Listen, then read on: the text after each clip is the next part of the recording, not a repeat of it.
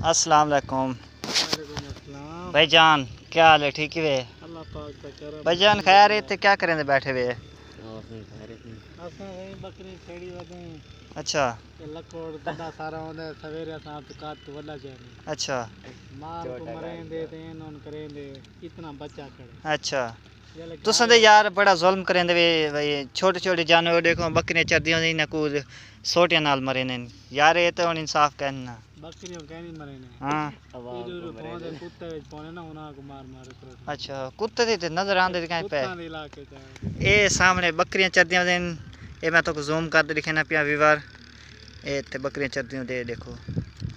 ए से जलांदा पिया टाइम हुन सींदा पिया 5:40 नमाज जुमा पढ़ा है आज?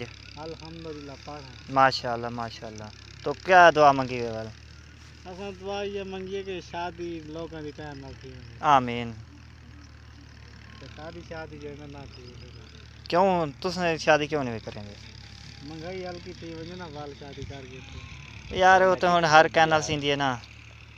असा है काका बैठ बट्टे ए सारे डंडी वधिए ए ट्रैक्टर चले दा पता है।